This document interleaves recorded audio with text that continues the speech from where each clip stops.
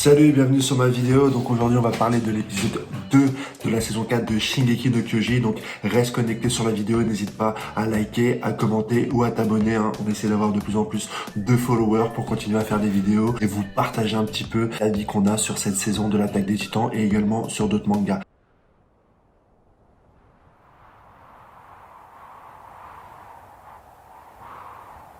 On va revenir sur pas mal de choses, mais en premier lieu, moi je voulais parler essentiellement de l'animation. Donc je ne dirais pas que l'animation sur l'intégralité de l'épisode est mauvaise, mais c'est vrai qu'on a une animation qui est un peu différente de l'épisode 1 cran en dessous, et qui est encore un cran en dessous de la bande-annonce durant l'année. Après le discours de Reiner avec sa famille, je crois qu'il y a une scène de suicide où il y a un soldat Mark qui saute et qui se suicide, et dans la scène d'après, on voit certains de personnages en train de marcher dans la rue, on voit dans l'arrière-plan pas mal de monde qui semble parler d'un suicide, donc je ne sais pas du tout ce que c'est que cette scène, elle n'est pas dans le manga papier, donc si vous avez des informations, n'hésitez pas à les mettre directement en commentaire pour me renseigner un petit peu sur cette scène qui semble un peu sortie de nulle part. En ce qui concerne l'épisode en lui-même, on revient sur pas mal de points. Donc l'armée fait un petit peu un débriefing sur la fin de la guerre, donc ils ont gagné cette guerre de 4 ans contre l'Alliance du Moyen-Orient. Ils sont pas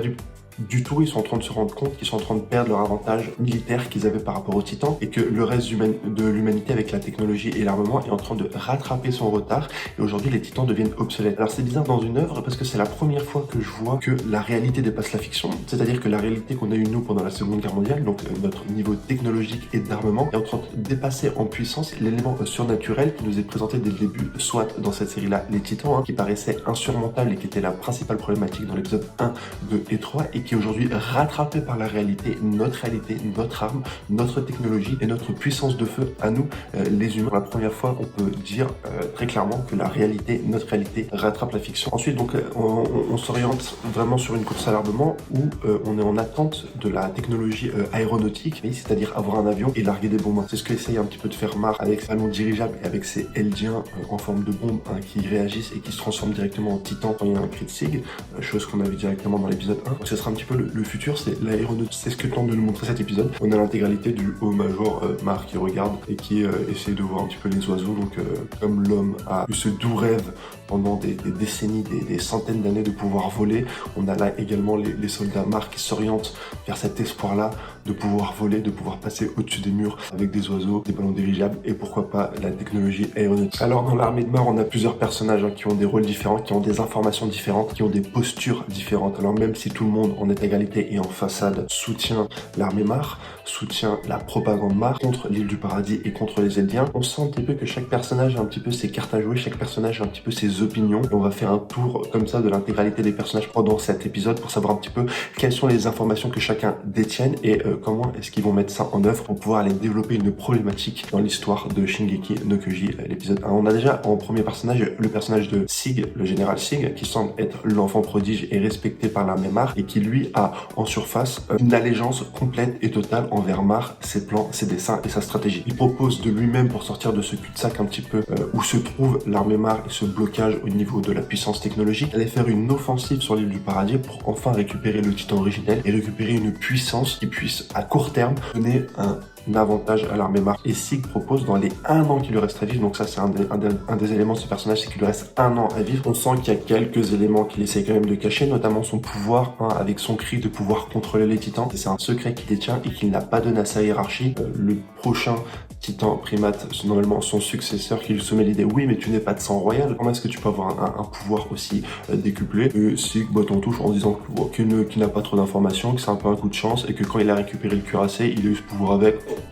C'est plus un problème, enfin c'est pas lui de résoudre ce problème, lui il botte directement en touche. Le deuxième personnage qui est assez particulier, c'est le personnage de Reiner et je sens que c'est autour de lui que va se nouer les principales intrigues parce que Reiner c'est le seul personnage qui a vu l'intégralité des deux camps. On voit pendant son discours, il transforme un petit peu les dires et les éléments qu'il a eu sous les yeux parce que lui il connaît directement les motivations des Eldiens et en fait la position des Eldiens qui eux veulent se défendre et il connaît aussi la position des Mark qui eux aussi veulent se défendre. Il a un peu le cul entre deux chaises et c'est la seule personne, elle est un espion qui a pu un petit peu s'imprégner, telle une éponge, des différentes motivations et des différentes émotions qu'il peut y avoir dans les deux camps. Chacun des deux camps considère l'autre comme son ennemi et lui il a été dans les deux camps. Et il sait qu'en fait aujourd'hui c'est qu'une question de point de vue et qu'il n'y a pas réellement de gentils ni de méchants dans cette histoire. Chacun a ses objectifs, chacun veut se défendre, chacun aujourd'hui veut le pouvoir des titans pour pouvoir être libre. Un symbole de liberté revient souvent et aucun des deux camps n'a vraiment la vérité. C'est Reiner qui est entre les deux, qui est le seul peut-être à être au courant et il est obligé de conserver une façade puisqu'actuellement il est Mar chez Revolio, la capitale de Mar, et qu'il qu'il est obligé d'adhérer au discours, de la même manière qu'il a adhéré au discours comme il était au bataillon d'exploration, il est obligé de faire la même chose. On sent que ça commence à lui peser aujourd'hui d'avoir ces doubles discours et on sait pas ce qu'il pense au fond et quelque part il est un petit peu perdu entre ses motivations et on le voit vraiment dubitatif sur la dernière scène lorsqu'il se rend compte qu'il va devoir redébarquer sur l'île du paradis, donc il va devoir redébarquer face à ses derniers mensonges, face à sa dernière impression, face à ces personnes avec qui il a partagé 4 ans durant le bataillon d'exploration. Donc c'est assez facile quand il est parmi les barres de dire que c'est des monstres, mais là il va devoir retourner contre eux face à ces gens-là et devoir les affronter encore une fois alors qu'il a perdu pas mal de personnes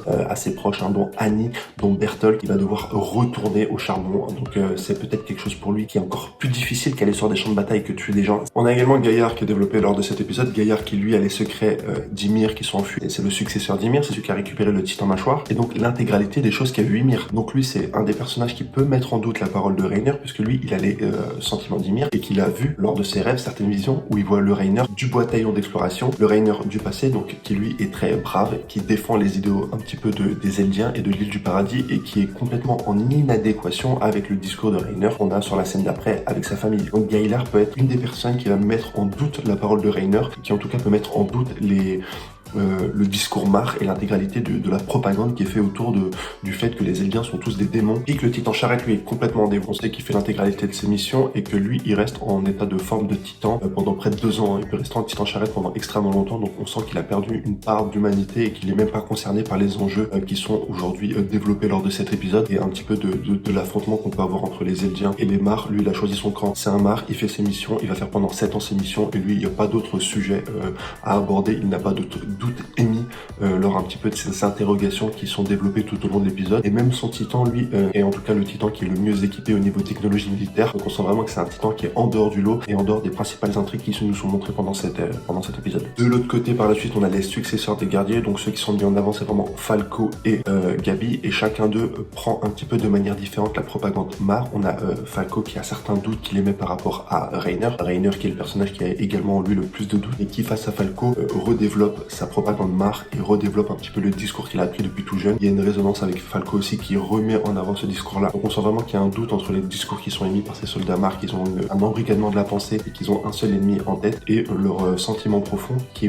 émettent forcément quelques doutes puisque c'est un discours qui met en place la politique Mar et leurs origines, parce qu'ils sont et Mar et Eldiens entre les deux, qui a vraiment un problème avec ce discours-là de dire que les Eldiens sont tous des démons alors qu'ils sont eux-mêmes des Eldiens. Et enfin on a Gabi, elle qui choisit d'épouser complètement la doctrine Mar, qui n'émet pas de doute et qui est directement drivée, orientée par rapport à ses objectifs, c'est-à-dire récupérer le prochain cuirassé, qu'importe les doutes, qu'importe les paradoxes, elle suit directement les idées Omar et elle essaie de devenir une effigie, une icône pour avoir le titan cuirassé. Donc voilà, on a l'intégralité aujourd'hui des titans shifters qui sont réunis chez Sig, qui leur annonce donc un débarquement est prévu sur l'île du paradis et qui essaye un petit peu de connaître un peu les avis, surveillés par l'armée Mar pour voir un petit peu si ces titans-là sont motivés pour faire une offensive sur Mar et pour aller directement récupérer le titan originel. Il y a quelques doutes qui sont émis, mais là encore, la scène met vraiment l'accent sur le fait qu'il y a un double discours de la part de Sig et que même si ses intentions ont l'air nobles, ont l'air propres et qui va utiliser sa dernière année pour pouvoir directement aller chercher le titan originel, on n'est pas vraiment sûr du fond de sa pensée puisqu'il y a un double discours et quand il dit que les Mar ne sont pas présents dans cette salle, il ne met pas qu'ils peuvent être présents à l'extérieur et donc d'avoir mis l'intégralité de cette pièce sur écoute. Donc voilà les éléments que j'ai voulu développer un petit peu aujourd'hui pour cette première vidéo de l'épisode 2 de la saison 4 de l'attaque des Titans. Si vous avez un petit peu des avis, n'hésitez pas à les mettre dans les commentaires, n'hésitez pas à vous abonner et surtout n'hésitez pas à me donner des informations si vous avez des éléments qui peuvent expliquer un petit peu cette scène de suicide qu'on a et qui n'apparaît pas dans les scans, qui nous est présenté donc après le discours de Reiner à sa famille où il explique un petit peu c'est vraiment l'enfer dans l'île du paradis, il y a une personne qui saute d'un toit. Voilà pour ma vidéo, je vous souhaite une bonne journée, au revoir.